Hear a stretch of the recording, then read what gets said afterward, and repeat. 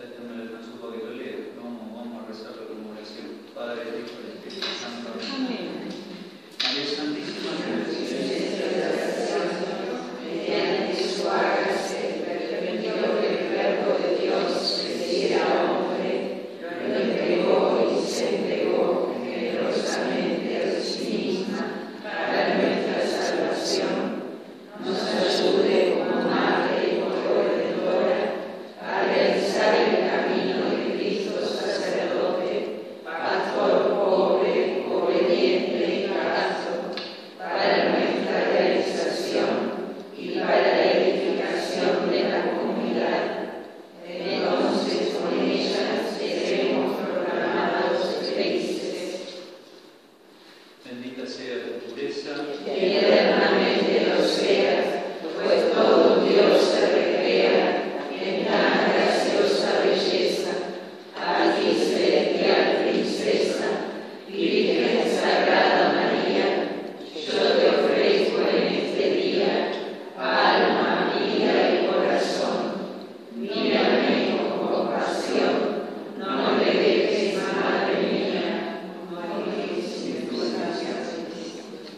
Bueno, como vamos a ver el tema de la pobreza, y a mí me parece que, así como la palabra amor hoy necesita explicarse en la sociedad, porque tiene tantos significados, uno no sabe qué diablos es, ¿no es cierto? Lo mismo pasa con la palabra pobreza en la iglesia, ¿no? Conviene explicarla para ver qué es. Por eso me parecía también, esto siguió al autor que dije esta mañana, Arnaldo Piña, distinguir el principio. Después el tema va a ser mucho más amplio que esto, pero me parecía útil distinguir lo que es la pobreza como mal y la pobreza como valor o como virtud, ¿no? Porque este es objeto de nuestro trabajo, sería objeto de nuestro ministerio, de nuestra pastoral, porque a esta hay que erradicarla. En cambio, esta es virtud, hay que vivirla, ¿cierto? Entonces, ya se dan cuenta, debe ser la segunda y última vez que escribo, ya se dan cuenta por qué, ¿cierto? En la pobreza material, ¿no es cierto?, es carencia desde el punto de vista económico y es incapacidad para conseguir los bienes que necesito. Desde el punto de vista, o sea, los medios que necesito para vivir dignamente. Por lo tanto, tiene esta característica. No es solamente carencia, sino cierta incapacidad para conseguir los bienes, ¿cierto? Por tiempo, como se usa hoy decir políticamente, tan como fuera del sistema, mucha gente no tiene capacidad de ser integrada y conseguir los bienes. Por eso, imagínense todos los que viven con muy poca cosa, desde el punto de vista de la vivienda, del alimento, de la atención sanitaria. Entonces, estas son todas las características del marginado, ¿no es cierto? Por lo tanto, el pobre es un indigente desde el punto de vista económico, no tiene los bienes económicos suficientes, un oprimido desde el punto de vista sociológico, porque hay una situación socioeconómica que en el fondo lo margina y lo oprime, y es un alienado. Ya vamos a ver, este término es muy útil para descubrir la verdadera pobreza. Alienado significa que está esclavo de algo que le permite alcanzar el fin. Es un alienado desde el punto de vista personal. No puede conseguir los medios que lo hacen ser más. Ser más. Ahí está nuestro fin, ¿no? Entonces, desde el punto de vista personal, es un alienado. Después está la pobreza afectiva, moral o espiritual, ¿no es cierto? Y espiritual, que es, por ejemplo, todos los que tienen salud precaria, es evidentemente una pobreza, ¿no es cierto?, que nos da una cierta incapacidad para trabajar, para conseguir los bienes también, ¿no es cierto? Aquellos que no pueden desarrollar ni la inteligencia ni la libertad, por diversísimas razones. No pueden ir a la escuela, por ejemplo, o no pueden tampoco ser libres, están como dependientes mal de otros, ¿no es cierto? Y en esta categoría de salud precaria, de falta de desarrollo de la inteligencia, etc., están todos aquellos que se sienten solos, inútiles, abandonados o son malamente soportados. Acá está un poco lo que dice el Papa Francisco de esta sociedad, digamos, tan selvática que margina, desecha a lo que no produce, los niños y los viejos. Hay muchos viejos, ¿no? Y también en esta pobreza de tipo moral están los ricos en bienes materiales, a los cuales, porque no es simplemente cualquier rico, ya vamos a ver que puede haber gente que tenga mucho pero sea pobre, ¿no? Aquellos que han sido capaces de darle un valor social a su capital son pobres, pueden ser pobres desde el punto de vista cristiano, pero son pobres desde el punto de vista moral, o sea, con una pobreza mala, aquellos a los cuales los bienes materiales le han quitado los valores, el gusto del bien. Hay gente que por estar lleno de bienes materiales ha perdido el gusto del bien y por eso esa pobreza es mala. Y después en cambio está la pobreza como valores o como virtud, que es la que tenemos que vivir, una pobreza digna, elegida, y eso vamos a hablar.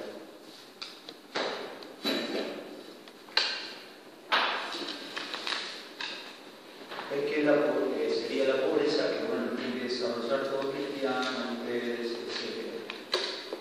Entonces, vamos a ver, esta, por lo tanto, es objeto de nuestro trabajo, de nuestro servicio, ¿no? La pobreza mala es la que hay que erradicar, o al menos poner un granito de arena en nuestra parte para erradicarlo, porque es malo. Y en este sentido es objeto de nuestro servicio, ¿no es cierto?, de nuestra pastoral. Obviamente que esto tenemos que trabajar en complementariedad con otro, pero... Y entonces sí, ahora nos vamos a abocar al desarrollo de la pobreza como valor, que es, digamos, la que tienen que vivir ustedes, los cristianos, los sacerdotes. Es la pobreza elegida serenamente y entonces se opone a la pobreza como miseria, no como pobreza sufrida. Ven entonces, el término pobreza es ambiguo y requiere entonces una aclaración para que se pueda entender la pobreza evangélica, que es la buena, digamos, la que tenemos que vivir. El término pobreza no significa necesariamente miseria, sino que deriva del término latino paupertas, del cual surge el adjetivo sustantivado pauper, que significa pobre, el que posee poco, lo suficiente para vivir dignamente. Ahí está el concepto de pobre. ¿Quién es un pobre desde la dignidad? ¿No es cierto? Incluso elegido, elegida. El que posee poco, lo suficiente para vivir dignamente. En este sentido, va su significado y indica una realidad noble, decorosa, que no se opone a la dignidad del hombre. Es decir, no indica ni pobreza por indigencia, ni pobreza por apego egoísta de que es superfluo. Hablamos del término alienación, entonces recién, ¿no es cierto? Y esto que viene a lo mejor le parece difícil, pero van a ver que no, que me parece que no es tan complicado. Es una especie de reflexión filosófica sobre lo que es, ¿no es cierto? Alienación es la situación del que se encuentra impedido de alcanzar el propio fin, la propia dignidad, por estar al servicio de una realidad extraña. Entonces, ese es el alienador. El que se encuentra en una situación que le impide alcanzar el propio fin por estar al servicio de una realidad extraña, o ser esclavo de una realidad extraña, ¿no? El hombre se define y se construye por relación al fin, es decir, a los valores que alcanzados lo hacen ser más. Entonces, ¿cuál es mi fin? Es alcanzar aquellos valores, obviamente que se derivan del Evangelio, que alcanzados me hacen ser más, ser mejor persona, ser mejor cristiano, ¿no es cierto? Ahora, Junto a esta relación al fin está la relación a los medios, que son los instrumentos necesarios para alcanzar los valores. Estamos entonces en el campo del tener. Necesitamos tener algunos medios y oportunidades para realizarnos como personas, y entonces como cristianos. Por ejemplo, necesitamos tener trabajo, necesitamos tener una buena atención sanitaria, necesitamos educación. Cuando faltan estas cosas básicas que son medios, es difícil llegar al fin de alcanzar los valores que me hacen ser más. Entonces, cuando la relación entre los medios y el fin es proporcionada, es decir, los medios, son tales y están ordenados al fin, el hombre se realiza. En cambio, cuando esta relación no es proporcionada, el hombre se aliena. Vamos a ver un poquito más claro, ¿no? A ver. Existe el que está alienado por defecto, por falta de medios, de tener, por ejemplo. Y ese tener, el alienado por defecto, no tener trabajo, no tener una atención sanitaria, no tener educación, no tener formación cristiana, también podría ser.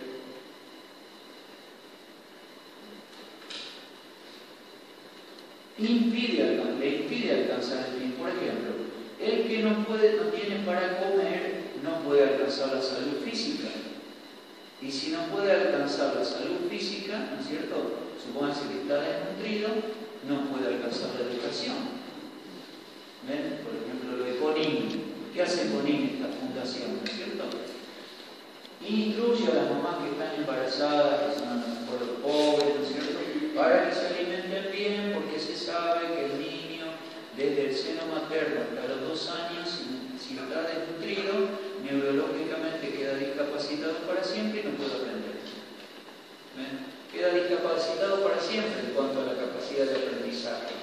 Entonces, evidentemente, el que no tiene una buena alimentación, ¿no es cierto?, queda desnutrido, y si queda desnutrido, queda ya limitado para educarse, y si queda limitado para educarse, difícilmente puede alcanzar el fin. Entonces también están, esos son el alienado por defecto, ¿no es cierto? El que no tiene los medios para alcanzar los valores que le hacen ser más. Y están los alienados por exceso, que es el que pierde de vista los valores y pone su objetivo en los medios, tener, placer, poder. Hay mucha gente alienada acá por exceso. ¿Por qué? Porque los medios se transformaron en fin. Tener, ¿no es cierto?, placer y poder son fines.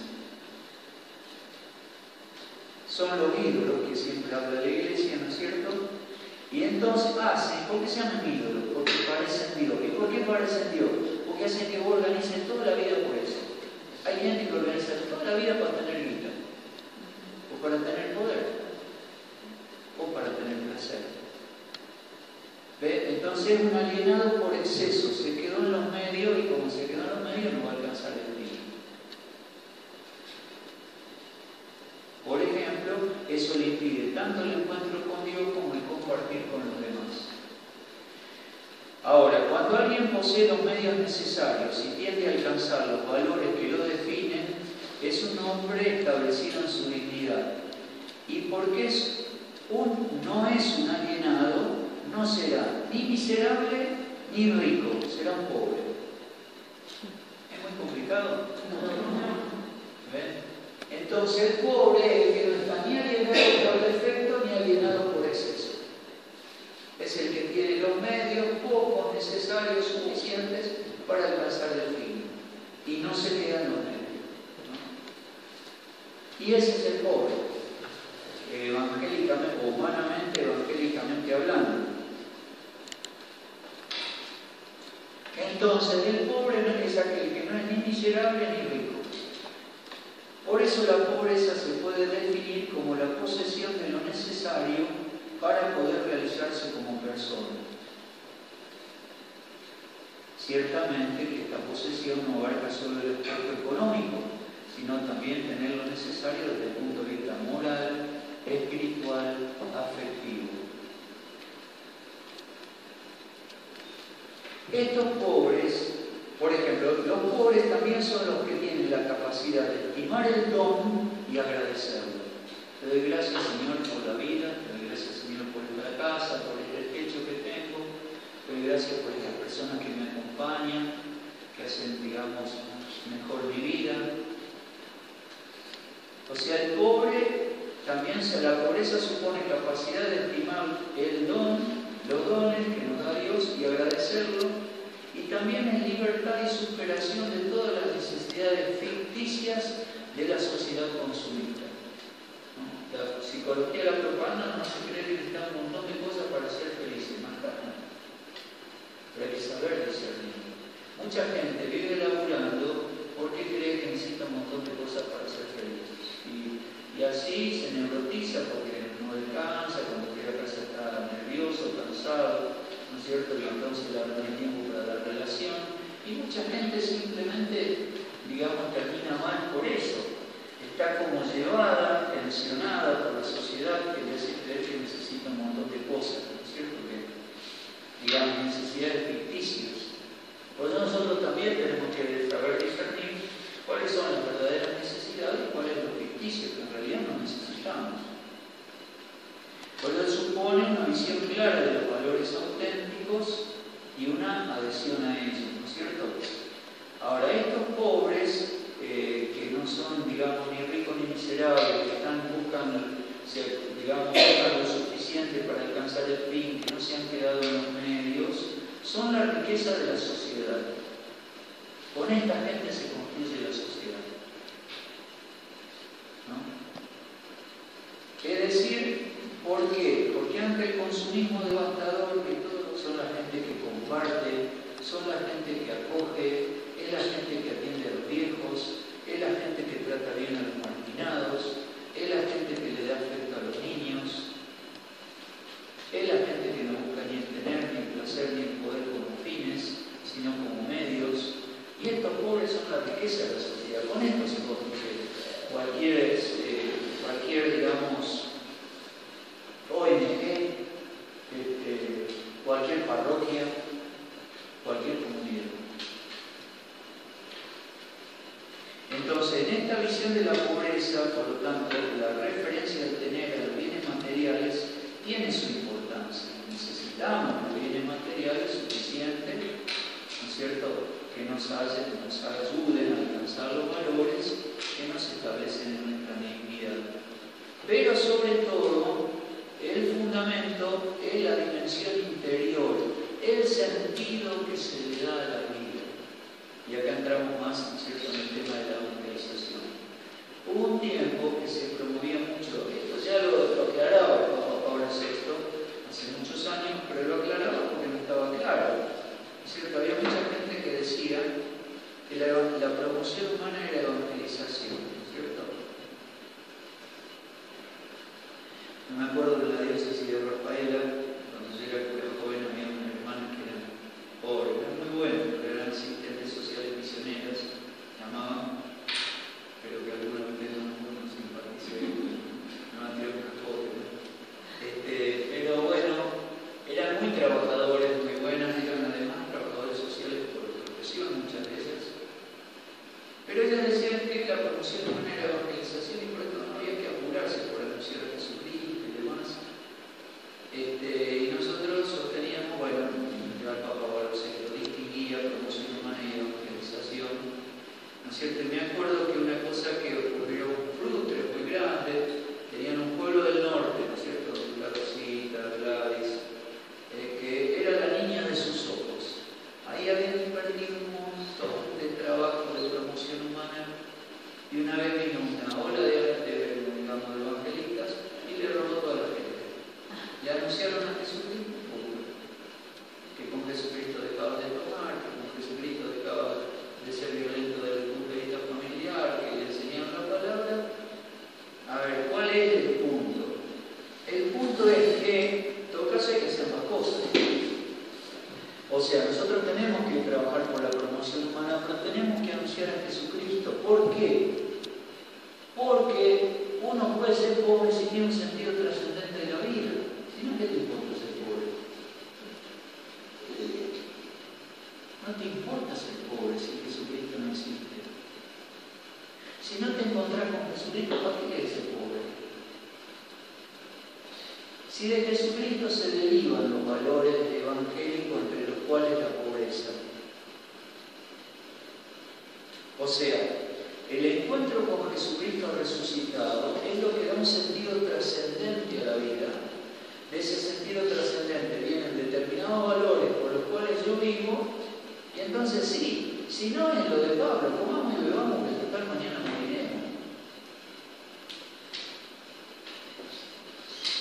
¿No es cierto? Vivamos la joda loca, si mañana morimos. No hay nada después de la muerte, no hay nada después de la muerte. Claro, ¿qué motivación uno va a tener si Jesucristo no vive? Por lo tanto, ven evangelización y acá tenemos una clave que ya la proponía el Papa Pablo VI. Hoy se trabaja mucho con el tema del querigma, la catequesis catecumenal, encontrarse con Jesucristo. Hoy en cambio se ha vuelto a subrayar esto, ¿no? Pero claro, es una pobreza ideológica que es. Entonces, promoción humana y evangelización van de la mano, mientras yo trato, obviamente, de superar la asistencia del pobre, de superar el clientelismo político que los esclaviza, ¿no es cierto?, los mete, como no les hace trabajar, los clava en su indignidad, ¿no es cierto?, que nunca van a progresar. Bueno, promovamos humanamente, ¿no es cierto?, enseñemos a pescar, además de dar pescado, pero anunciemos a Jesucristo.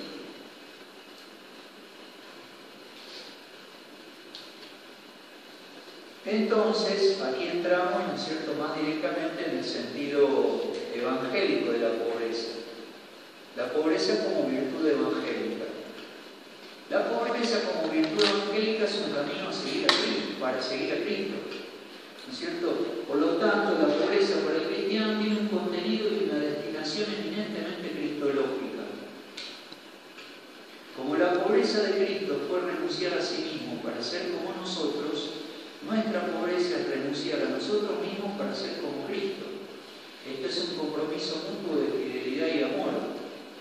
Por eso la pobreza de Cristo por nosotros es un valor que atrae el corazón de quien lo ama, porque es propio del amor hacerse como la persona amada. Por eso la pobreza cristiana nace del encuentro con Cristo.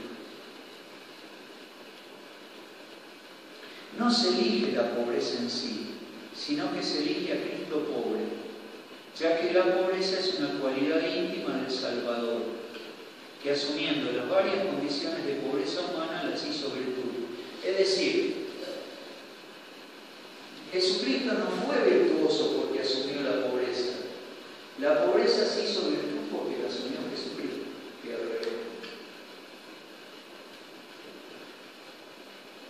La pobreza es virtud porque la asumió Jesucristo. Es decir, hay un sentido cristológico de la pobreza, ¿no es cierto?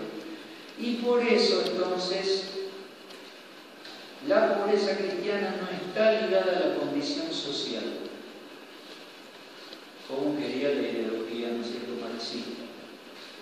La pobreza cristiana no está ligada a la condición social, después lo vamos a ver un poquito más explícitamente, sino la asimilación a Jesucristo. El deseo de ser como Él lleva al cristiano a despojarse de todo, a darse a sí mismo hasta al punto de no considerar nada como propio, ni el tiempo, ni los talentos, ni la vida, y ponerlo todo al servicio del reino. Porque pobreza también es dar el propio tiempo, compartir los propios talentos. Por eso los modos de vivir la pobreza serán diversos, de acuerdo a la propia vocación específica. Usted no puede ser pobre como un cartujo, ¿no es cierto? Tiene que laburar para comer. Así que tiene que tener determinados bienes para vivir dignamente. Por lo tanto, ven, por ejemplo, la pobreza de ustedes es muy distinta a la de un monje, a la de una religiosa, etc. Los modos de vivir la pobreza serán diversos, de acuerdo a la propia vocación. Pero lo común será la tendencia interior de gastar la propia vida por amor al servicio de Cristo y de los hermanos. Dar la vida que me regaló Dios. No retenerla, sino darla, ¿no es cierto? O como aquí lo dijo Jesús. El que encuentra su vida la pierde y el que la pierde la encuentra. realiza el que da la vida. El valor teológico de la pobreza cristiana está en proclamar que solo Dios es el Salvador. Solo Dios es el Salvador, ni la guita, ni el poder, ¿cierto? Ese es el valor teológico. Y el valor antropológico está en mostrar que la consistencia del hombre no está en lo que posee, sino en lo que es, como don de Dios. Esto es un tema medio largo, si por ahí se hace largo lo cortamos, ¿no es cierto? Vamos a ver algunas dimensiones de la pobreza. Una es la pobreza como aceptación de la verdad del propio ser, y esto es humildad. Aquí la pobreza se emparenta con la humildad, ¿no? La pobreza como aceptación de la verdad del propio ser es humildad. Es lo que llaman la pobreza ontológica, o sea, la pobreza que tengo en mi ser, ¿no es cierto? ¿Qué es esto? Es que yo soy criatura de Dios. Quiere decir que dependo totalmente y constantemente de Dios. Soy una criatura, no soy Dios. Soy frágil, mortal, temporal. Soy criatura de Dios. Creado, ¿no es cierto? Frágil, temporal.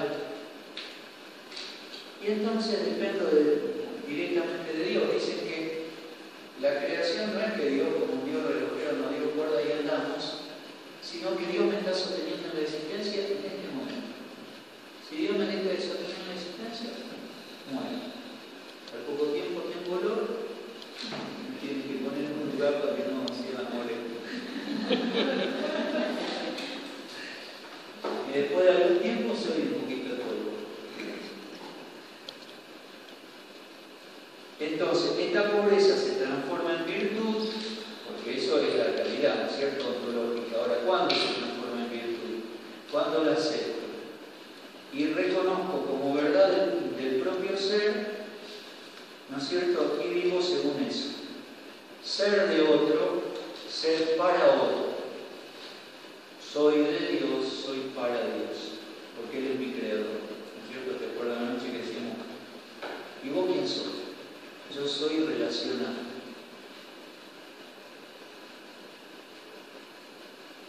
Sobre la base de este nivel ontológico es que se construye la pobreza evangélica, ya que Cristo se hace pobre en el hecho de que asume, ¿no es cierto?, la naturaleza creada nuestra, y por eso se puede hablar de la virtud de la pobreza, no se puede hablar de la virtud de la pobreza si no está este nivel ontológico que es común a todos. Es decir, yo tengo que asumir que soy criatura. Así de simple. Y ser criatura es decir que soy temporal, soy mortal, soy hijo de Dios, tengo la dignidad de Dios. La otra pobreza en este nivel, como aceptación del propio ser, de la verdad del propio ser, es aceptar nuestra pobreza moral. Es la pobreza que viene del pecado. Soy pecador perdonado, tengo en mí un hombre viejo y un hombre nuevo. ¿Ven? Por lo cual cada uno tiene sus debilidades, sus frustraciones, sus dificultades, y debe confesarse necesitado de ayuda, de redención, de misericordia. ¿Y cuándo podemos confesar nuestra miseria moral, nuestra fragilidad que viene del pecado?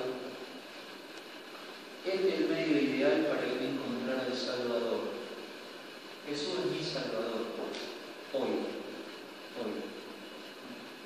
Hoy me salva del pecado. Lo que llamaban, ¿no es cierto?, los clásicos, la gracia actual. Hoy el Señor me está salvando. Hoy impide que caiga en pecado. ¿No es cierto? Por lo tanto, este medio de reconocer, ¿no? Porque lo que ocurre es que pasa lo que dijo Jesús: yo no vine para los sanos, vine para los enfermos. Hay una exégesis muy linda ahí va a decir el apóstol, si hay